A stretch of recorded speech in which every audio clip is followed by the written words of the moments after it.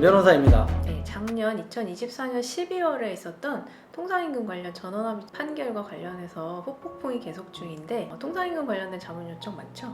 네, 많이 물어보고 계십니다. 작년에 있었던 대법원 전원합의 판결은 기존에 분분했던 그 통상임금의 개념을 좀 더 명확히 하고 고정성 요건을 폐기하면서 그 구체적인 요건을 다시 재정립했다. 이렇게 평가가 되고 있는데 사건과 직접 관련되는 그런 문의뿐만 아니라 각각의 그 임금 항목들, 기타 등등에 해당되는 여러 가지 임금 항목들에 대해서 그 성격이 통상임금에 들어가냐 안 들어가냐 이런 것을 물어보시는 회사들이 많이 있었습니다. 그 중에서도 연봉과 별개로 성과급을 지급하는 회사에서는 2024년도 성과급을 이미 지급하셨을 텐데 그래서인지 성과급과 관련된 문의도 많은 것 같습니다. 네. 그래서 저희가 오늘은 통상임금과 성과급과 관련해서 이야기해보고자 합니다.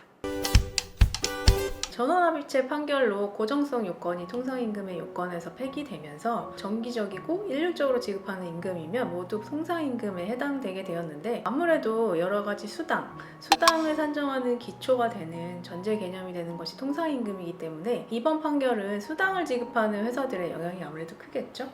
그렇죠. 회사마다 사정이 조금씩 다르겠지만 특히 제조업 같은 경우 연장, 야간, 휴일 이런 근로 수당들이 다른 회사들에 비해서 많이 지급되고 있는 것 같은데 말씀하신 대로 통상임금의 개념이 다시 정립됨으로 인해서 회사의 규모에 따라서 조금씩 차이는 있겠지만 회사가 부담해야 되는 임금의 전체 크기가 상당히 늘어나는 것은 어쩔 수 없는 현실인 것 같습니다. 네, 이번 판결에서 주로 문제가 되었던 것은 재직조건부 상여금이었는데 오히려 통상임금 판결 이후에 그 전부터 통상임금 여부가 문제됐었던 성과급과 관련된 문의가 많습니다. 성과급은 과연 통상임금에 해당할까요? 네, 성과급이 통상임금에 해당되냐라는 것에 대한 바로 답을 하기 전에 성과급이 과연 임금에 해당되는지 이거부터 먼저 검토가 돼야 되는데 임금에 해당되려면 소정근로에 대한 대가로서 지급되는 금품이어야 되는데 말은 성과급이라고 되어 있지만 그 실질을 보면 성과가 있든 없든 일률적으로 지급되는 일정 수준의 금원들이 있는 경우들이 있는데 그것은 비록 이름이 성과급이라고 되어 있을지라도 그것은 단순히 소정근로를 제공하기만 하면 지급되는 금품이기 때문에 임금에 해당되고 만약에 그런 성과급이 정기적이고 일률적으로 지급이 된다 라고 한다면 그 역시 통상임금에 해당될 여지가 높습니다.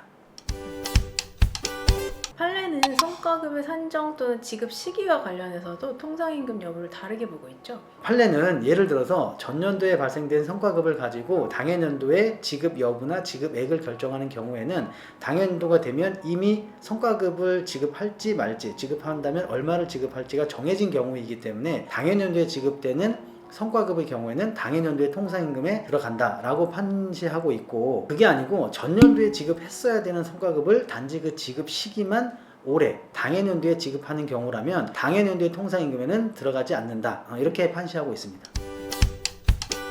해당 판례들은 고정성 요건이 폐기되기 전의 판례들이어서 그런지 통상임금 여부를 판단할 때 고정성이라는 요건을 사용하긴 했었지만 최근에 있었던 통상임금 판결에서도 성과급과 관련해서는 근무신적과 성과급의 경우에는 통상임금에 해당하지 않는다라고 보면서 구체적인 어떤 설시를 하진 않았는데 앞으로 성과급 관련된 판단에도 변동이 있을 수 있을까요? 최근에 변경된 대법원 전원합의체 판결에 의하더라도 통상임금에 해당되기 위해서는 여전히 일률적이고 정기적으로 지급되는 임금이어야 되는 것은 맞습니다. 기존에 유지해오고 있던 성과급을 통상임금으로 볼 수 있냐라고 하는 문제는 여전히 그 사안마다 별도로 판단해 봐야 될 것 같습니다.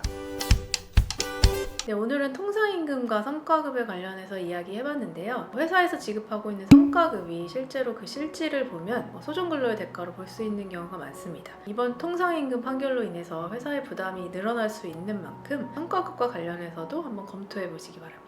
네, 성과급 제도가 있는 회사에서는 여러 가지 사정으로 임금의 세부 항목을 나눠두고 있는 경우가 많고 그 항목별로 각각 다르게 평가되고 있는 경우도 많이 있습니다. 회사나 또는 근로자가 각각 본인들이 지급하는 임금 또는 지급받고 있는 임금의 구체적인 법적 성격이 어떻게 되는지 한번 체크해 보셨으면 좋겠습니다. 오늘 영상도 도움이 되셨다면 구독과 좋아요 그리고 알림 설정도 부탁드리겠습니다.